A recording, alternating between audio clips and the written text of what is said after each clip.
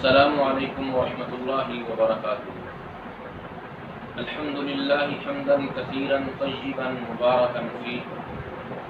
اللہم صلی علی محمد وعلی آل محمد کما تحب وترضى۔ قال اللہ عز وجل یا ایھا الذین آمنوا اطیعوا اللہ واطیعوا الرسول، وقال النبی صلی اللہ علیہ وآلہ وسلم من كذب علي متعمدا فليتبوأ مقعده من النار،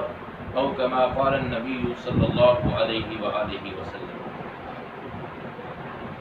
ناظرین کرام، پچھلے لیکچر میں ہم نے تقلید کی شرعی حیثیت کے بارے میں جاننے کی کوشش کی تھی، اور تقلید کی حیثیت کے بارے میں ائمہ اربعہ کے اقوال نقل کیے تھے۔ آج کی گفتگو میں فقہ حنفی کی معتبر کتاب الہدایہ، جس کے بارے میں احناف کا یہ عقیدہ اور نظریہ ہے الہدایۃ کالقرآن، کہ ہدایہ قرآن کی طرح کتاب ہے العیاذ باللہ، اور اسی طرح ان کی دوسری کتاب در مختار۔ ان دو کتب کے چند حوالوں کے ذریعے ہم احناف کی اس جسارت کا تذکرہ کریں گے جس میں علماء احناف نے رسول اللہ صلی اللہ علیہ وآلہ وسلم پہ جھوٹ باندھے ہیں۔ ہدایہ کتاب الصلاۃ کے اندر صاحب ہدایہ نقل کرتے ہیں رسول اللہ صلی اللہ علیہ وسلم کی طرف یہ بات منسوب کرتے ہوئے لقولی علیہ الصلاۃ والسلام من صلی خلف عالم تقی فکأنما صلی خلف النبی صلی اللہ علیہ وسلم، جس نے کسی متقی عالم کے پیچھے نماز ادا کی اس نے گویا کہ رسول اللہ صلی اللہ علیہ وسلم کے پیچھے نماز ادا کی۔ اب یہ جملہ صاحب ہدایہ نے رسول اللہ صلی اللہ علیہ وآلہ وسلم کی طرف منسوب کیا ہے کہ یہ بات رسول اللہ صلی اللہ علیہ وسلم نے بیان فرمائی ہے، حالانکہ یہ اتنا بڑا جھوٹ ہے کہ جس کی تردید میں علماء احناف میں سے ایک عالم مولانا عبدالحی لکھنوی، ان کو ہدایہ کی حاشیے میں یہ بات لکھنا پڑی لم یوجد، کہ یہ بات ہمیں ذخیرہ حدیث میں ملی نہیں ہے۔ تو عزیزان گرامی قدر، یہ ہے فقہ حنفیہ کی بنیاد کہ رسول اللہ صلی اللہ علیہ وسلم پہ جھوٹ باندھنا۔ ان کی تو تردید کر دی علماء احناف نے۔ اسی طرح ایک اور روایت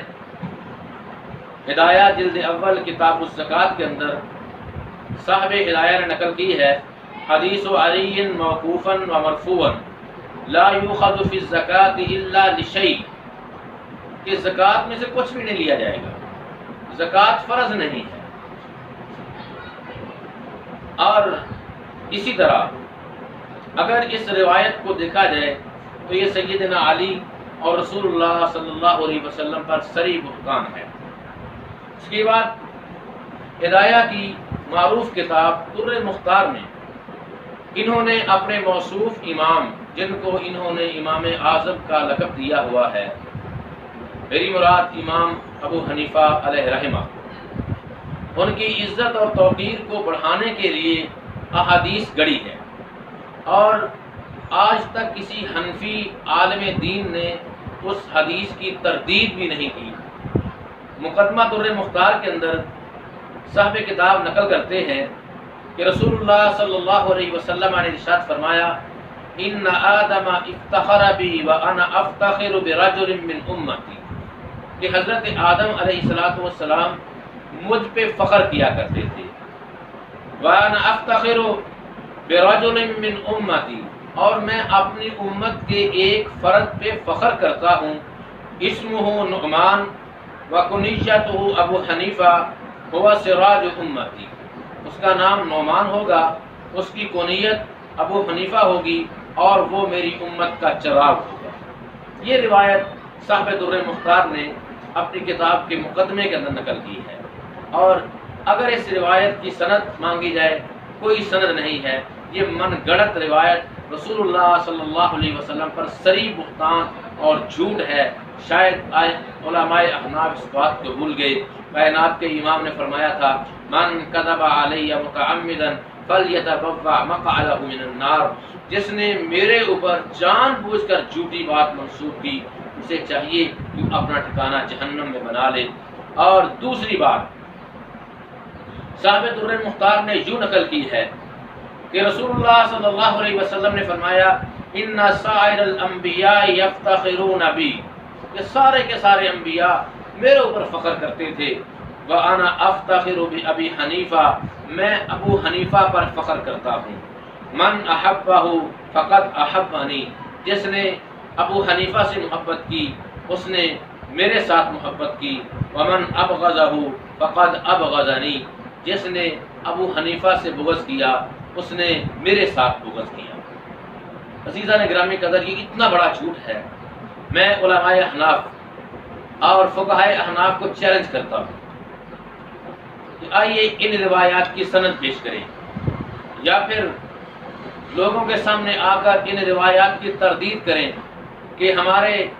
ائمہ نے جن کو ہم نے بڑا مانا ہے انہوں نے رسول اللہ صلی اللہ علیہ وسلم پہ جھوٹ باندھا ہے۔ جب میں اس طرح کی بے شمار مثالیں ہیں، یہ چند باتیں کیونکہ لمبی گفتگو کا موقع نہیں ہے، یہ چند باتیں میں نے آپ کے سامنے رکھی ہیں کہ انہوں نے اپنے موصوف امام کی عزت اور توقیر کو بڑھانے کے لیے رسول اللہ صلی اللہ علیہ وسلم کے اوپر کس طرح جھوٹ باندھے ہیں۔ جب اس طرح کی باتیں سامنے آتی ہیں تو مجھے قرآن مجید کا وہ مقام یاد آتا ہے جب قرآن نے علماء یہود کی اس خصلت کو بیان کیا، فویل للذین یکتبون الکتاب بایدیہم ثم یقولون ھذا من عند اللہ، یہ اپنے ہاتھوں سے لکھتے ہیں اور ہاتھوں سے لکھا ہوا اللہ کی طرف منسوب کر دیتے ہیں کہ یہ بات اللہ نے ارشاد فرمائی ہے۔ عزیزان گرامی قدر، یہ ہے فقہ حنفی۔ سب سے پہلی بات جو یہ قرآن کی توہین کرتے ہیں، ان کی کتاب جس کو آج بھی یہ معتبر سمجھتے ہیں، ہدایہ کے مقدمے میں یہ بات لکھی ہے، الہدایۃ کالقرآن قد نسخت ما صنفوا قبلها فی الشرع من کتب، کہ یہ ہدایہ قرآن کی مثل ہے،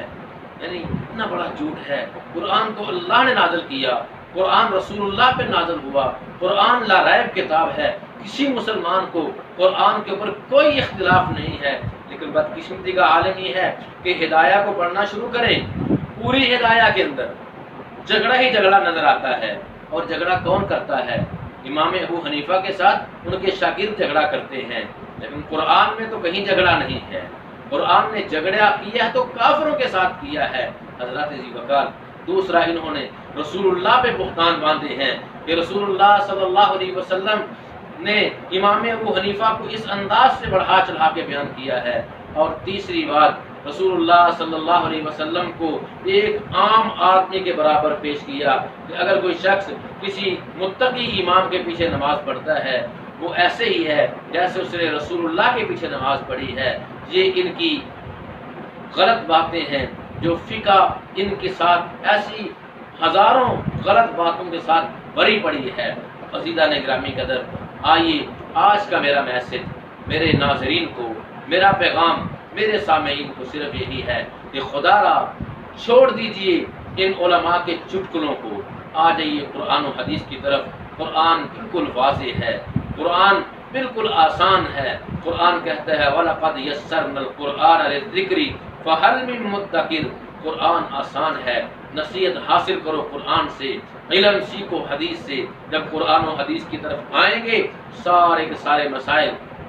حل ہو جائیں گے۔ اللہ کا الحاکمین ہمیں قرآن و سنت کو سمجھنے کی توفیق عطا فرمائے۔ سبحان ربک رب العزت عما یصفون وسلام علی المرسلین والحمد للہ رب العالمین۔